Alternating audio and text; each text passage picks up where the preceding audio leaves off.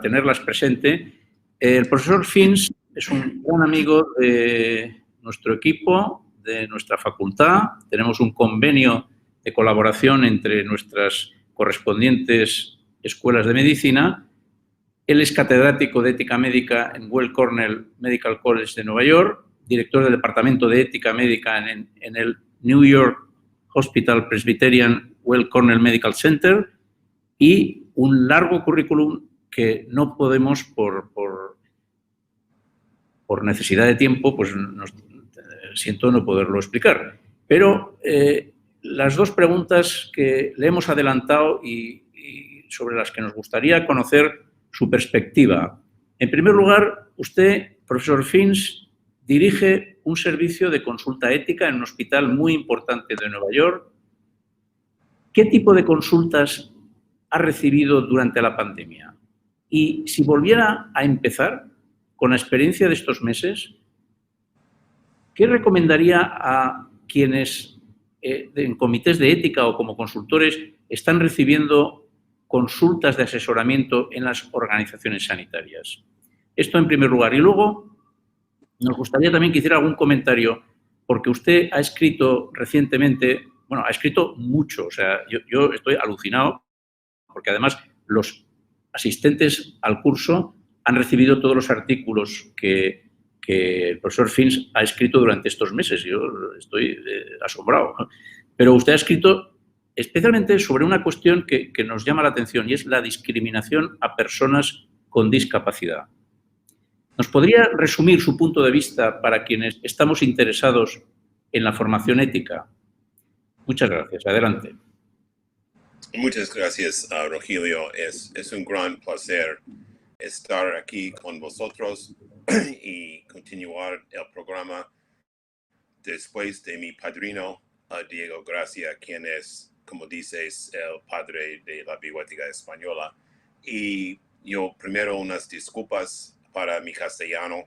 Normalmente he tenido la oportunidad de pasar un rato en España antes de empezar un discurso y estoy viniendo solamente de Nueva York de mi despacho sin de ningún momento de practicar. Entonces espero que pueden entenderme la gente en la audiencia. Ok, yo voy a hablar de nuestra experiencia. Avísame cómo puedo compartir mis placas. ¿Alguien? Rogelio. Si quiero compartir mis diapositivas, los de mío.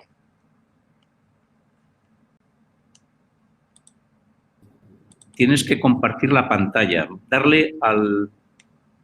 ¿Alguien?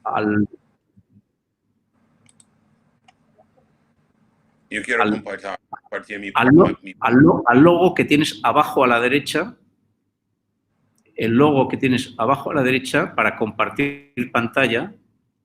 ¿Y luego qué tiene que hacer con las diapositivas?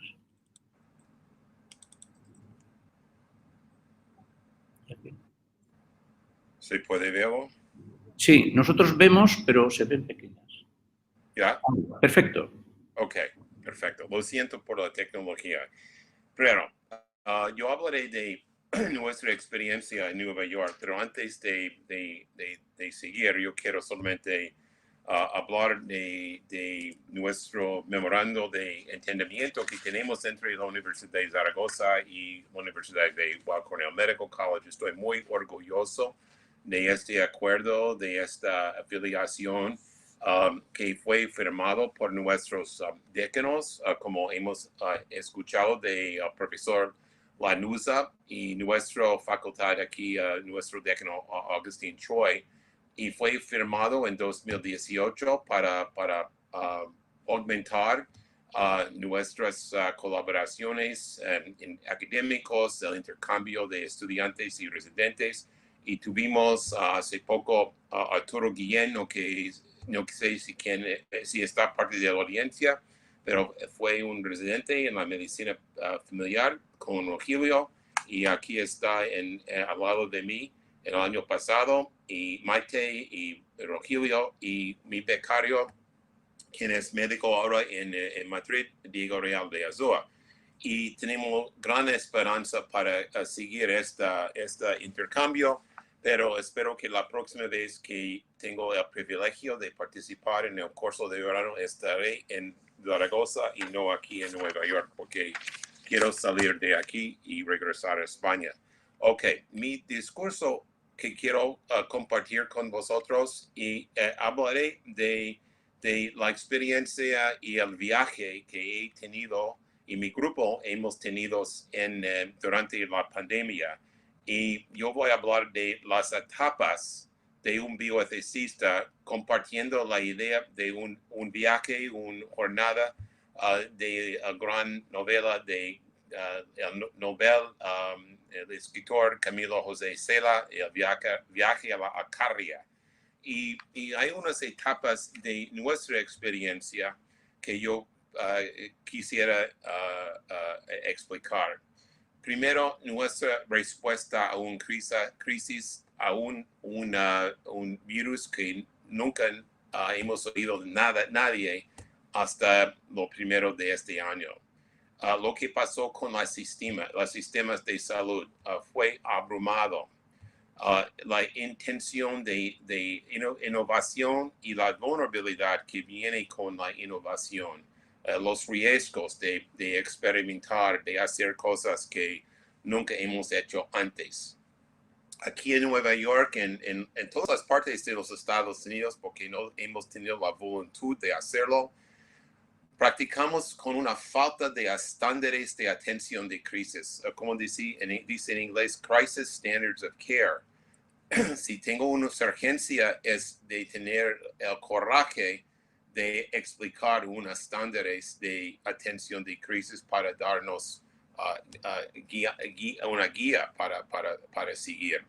Y con la falta de esta guidance, tuvimos mucha frustración y el enojo de los médicos y los clínicos porque estaban tomando riesgos en la práctica de medicina sin saber si fue autorizado o algo que el público va a aceptar después de la pandemia.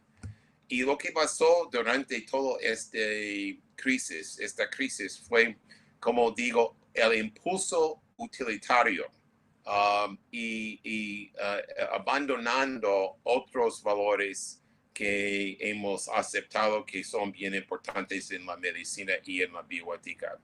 Pero fue el impulso utilitario por la necesidad de actuar y hacer algo. Y después tuvimos que reflexionar sobre qué hacemos nosotros durante esta crisis. Pero al final de todo, y durante la pandemia, yo tenía una lucha dentro de mi alma del impulso utilitario de responder para salvar lo más que podemos salvar con la tira de mis compromisos de larga data, de mucho tiempo, sobre los derechos de pacientes y los derechos de personas discapacitadas. Y llego al final de mi camino, mi viaje, con una ambivalencia sobre la crisis actual y la mirada de la historia. Y Rogelio y amigos, yo creo que cualquier persona que sale de la experiencia que hemos compartido durante la pandemia, si no sale con ambivalencia, no estaba pensando de la gravedad y la tragedia que hemos tenemos como una experiencia juntos. Ok. Yo voy a hablar de unos ensayos que están en prepublicación, que estará publicado en otoño en 2020 en el Journal of Clinical Ethics. Y escribimos, mi grupo, 4 ensayos sobre nuestra experiencia en Nueva York y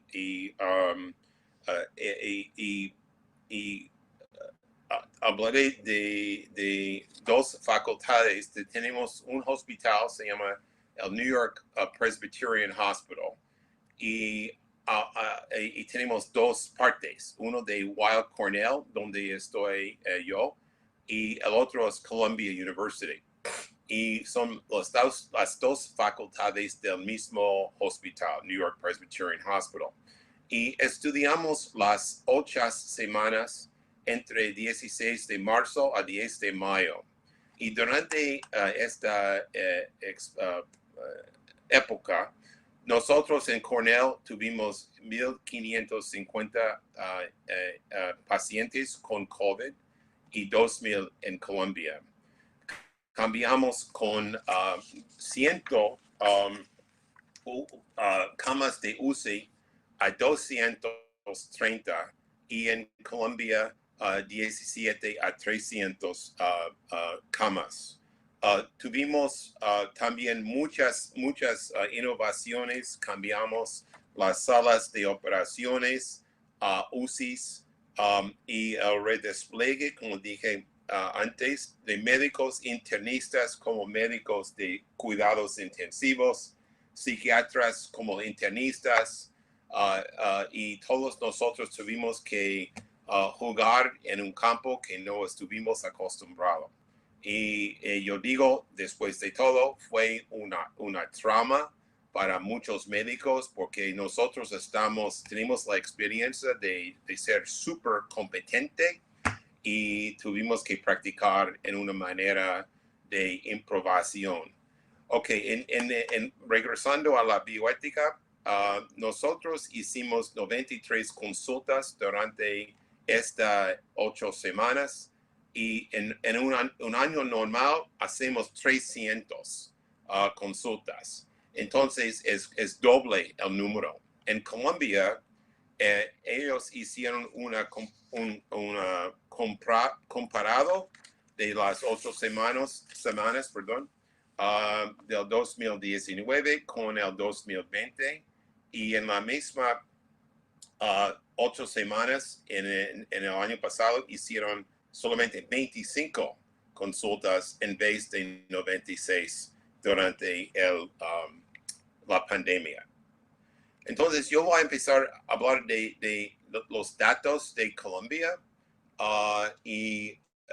again, de nuevo está haciendo un comparado de 8 semanas en 2020 durante la pandemia y con 2019. Y lo que encontraron aquí se nota, espero que pueda ver mi cursor, que fue una diferencia significado entre casos sobre al final de la vida y conflicto más en 2020 que el año pasado. Y aquí en el otro lado, muchos discursos sobre las metas de cuidado, la futilidad y además, de nuevo, conflicto entre los médicos y la familia y también muchas discusiones sobre preguntas sobre la ley. Y hablé un poquito más de eso en un momento, pero la ley fue cambiando, que estuvimos permitido que hacer durante la pandemia. Ok, yo ahora hablaré sobre nuestro ensayo de mi grupo. Aquí son mis colegas en Nueva York, miembros de nuestro servicio durante la pandemia. Y lo que queremos hacer nosotros fue explorar la temporalidad de la pandemia, las fases de la pandemia, de la ola de la pandemia, para entender nuestra respuesta mejor. Y durante esta exploración, encontramos que, ¿pueden escucharme bien? Rogelio. Perfectamente, ¿eh? Tranquilo, Joseph, se oye bien, ¿eh? Se oye muy bien. ¿De acuerdo? escucharme bien, right? Sí, sí, sí, sí, Okay, correcto. okay, lo siento. Okay, perdón. Okay, pues fue un silencio y me asusta. Okay, gracias. Durante nuestra experiencia encontramos que fue cosas, tipos de intervenciones que fue distinto que las consultas normales. Y yo creo que es un descubrimiento poquito importante. Y nuestras intervenciones fue a tres niveles. Primero, las consultas normales, donde escribimos una nota en el caso clínico, tenemos el número del paciente, tiene su nombre de un paciente. Y fue esta Clinical Ethics Consultation y hicimos 93. Pero hay otras dos distintas cosas. Y es primero, se llama Service Practice Communications and Interventions. Y es una intervención a nivel a grupos de pacientes, un servicio clínico como un UCI o unos grupos de cirujanos, no solamente a un paciente, pero a un grupo de pacientes para dar información como priorización o optimización del uso de ventiladores o la líquida de diálisis. A un momento hemos tenido solamente 3 días de la líquida de diálisis en nuestro sistema. Y el tercer nivel de intervención fue asesoramiento a la universidad, a la junta a nivel de la sistema y para mediar conflicto entre un servicio o otro servicio, entre la urgencia y el UCI, para hacer educación en el momento sobre cambios en la ley. Y tuvimos un gran problema sobre la posibilidad de designar pacientes para no resucitar sin el conocimiento del paciente o su familia. No está permitido abajo de la ley normal en Nueva York y tampoco durante la pandemia. Y eso fue un problema para los médicos encontrando el esfuerzo de recursos, escaso de recursos y sin los estándares de atención de crisis.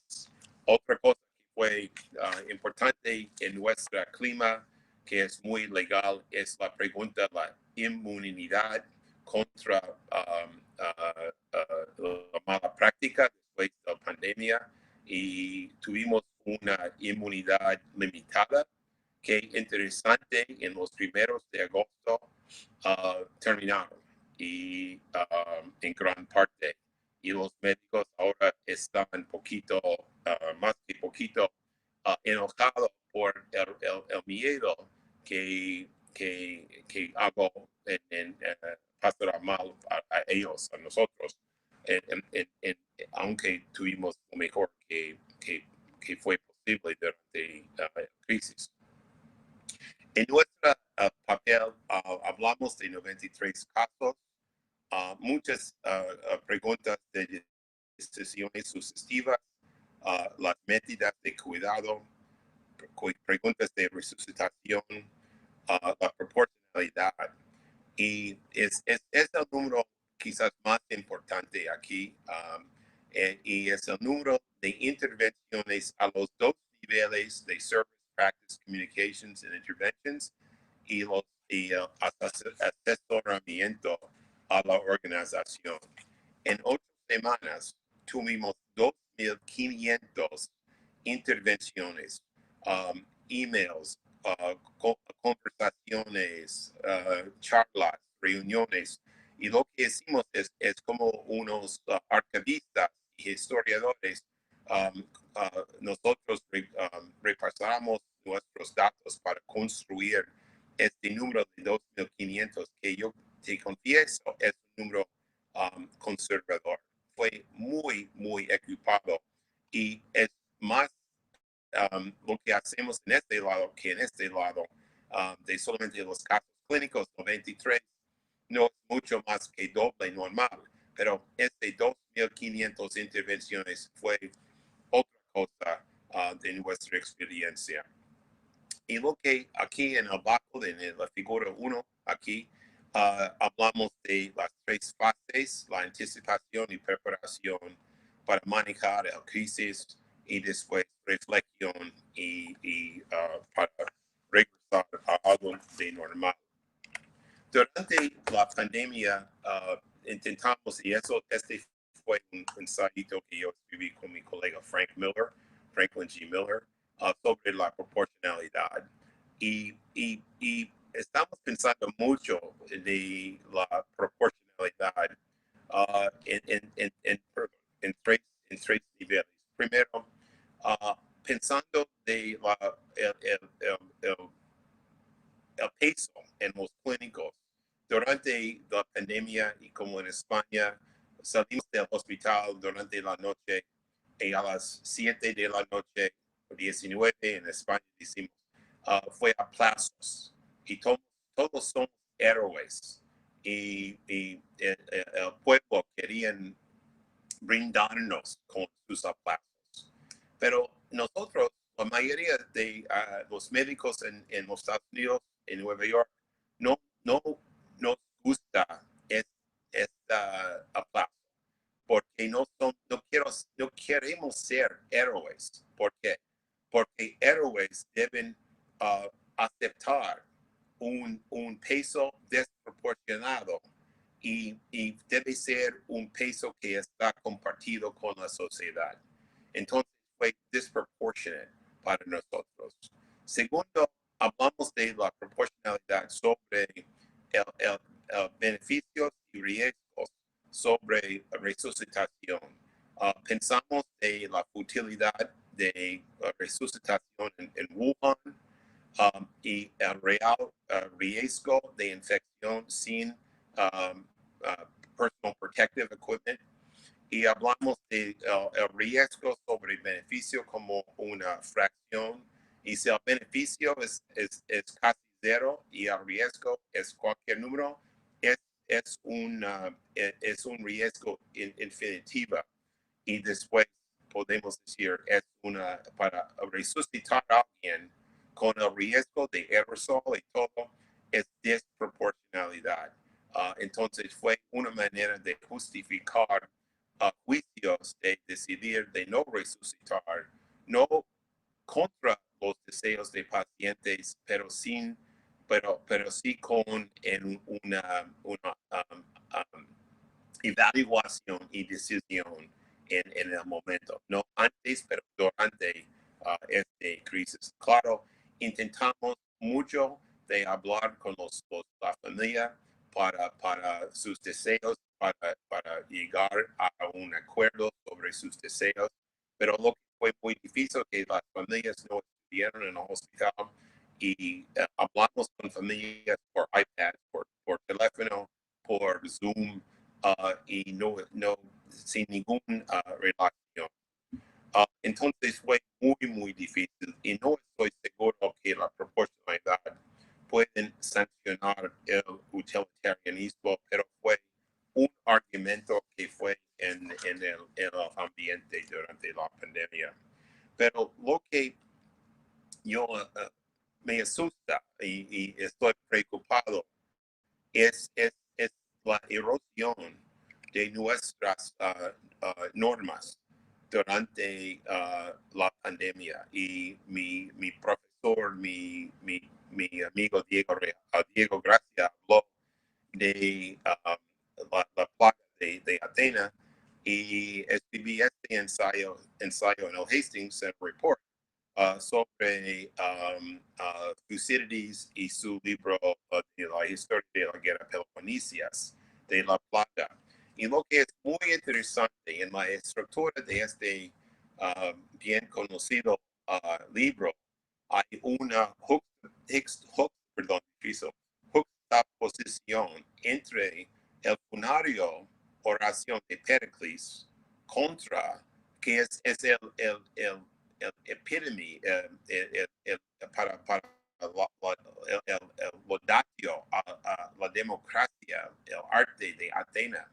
Y inmediatamente después habla de la plaga de Atenas, cuando fue una erosión de las normas o no que las convenciones que la sociedad usa para mantener y controlar la naturaleza humana. Entonces fue este contraste entre el alto y el bajo de Atenas entre en unas páginas de este libro. Y para mí, yo fue la misma durante la pandemia. Durante la plaga tuvimos una erosión de nuestras normas y mucho de nuestro trabajo como bioeticistas. Y en este mismo ensayo yo escribí: al salvar vidas estamos sacrificando algunas de nuestros valores. Cuando la pandemia se reniega a los libros de historia, necesitaremos restaurar la estructura cívica y las normas que por necesidad nos obligaron a transgredir. Y una de un área fue al respecto a los derechos de pacientes y las decisiones unilaterales de no resucitar a los pacientes. Y aquí en este ensayito que estará publicado, es publicado también antes de en la jornada en el Cambridge Quarterly.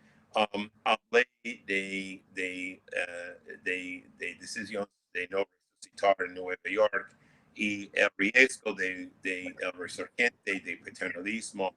En este ensayo, que no voy a explicar más que brevemente, hablo de mismos orígenes como bioeticista en los años 87, 89, cuando era un residente y tuve un caso que pertenece a una decisión de resucitar después de la nueva ley de Nueva York, y las decisiones que yo hice y cómo fue una influencia en mi vida profesional. Perdona, tenemos que ir ajustando un poquito el tiempo porque vamos... Ok. Seguimos. Yo también tenía que responder a mis compromisos, a los derechos de los discapacitados, y aquí es una de mis acuerdos en este campo, y tenía que justificar decisiones en el momento y participé en otro esfuerzo con un grupo de escolares de discapacidad para escribir un ensayo sobre los crisis de care por el punto de vista de los derechos de discapacidad. Al final de todo, yo voy a decir que pasamos por unas etapas durante la crisis, pero terminamos con una ambivalencia sobre la crisis y la mirada de historia, y voy a terminar con un dicho por Stella que dice: el viajero es un hombre con una vida tejida de renunciaciones. Y yo creo que lo que fue verdad en la Alcaldía es verdad para nosotros durante esta pandemia. Muchas gracias, Rogelio, por tu paciencia, por tanto tiempo y para la atención del grupo. Y muchas gracias. Muchas gracias, Joseph.